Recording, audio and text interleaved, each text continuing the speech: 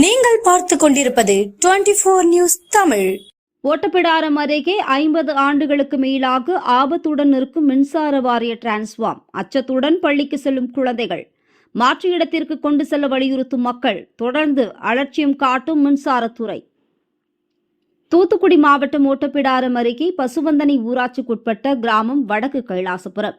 இந்த கிராமத்தில் 500க்கும் மேற்பட்ட குடும்பங்கள் வசித்து வருகிறது. இங்கு ஓட்டப்பிடாரம் ஊராட்சி ஒன்றிய தொடக்கப்பள்ளி ஒன்று பல ஆண்டுகளாக செயல்பட்டு வருகிறது.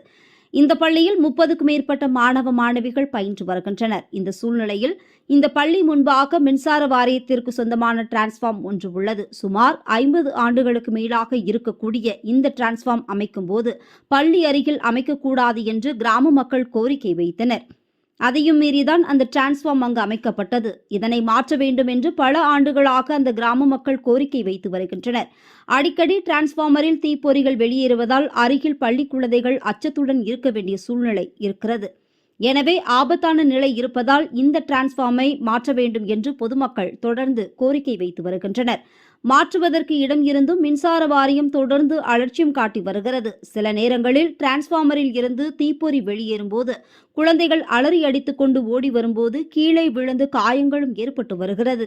ஒவ்வொரு ஆண்டும் மாவட்ட நிர்வாகம் மற்றும் மின்சாரத்துறைக்கு ஊர் மக்கள் சார்பில் புகார் மனு கொடுக்கப்பட்டு கொண்டுதான் வருகிறது.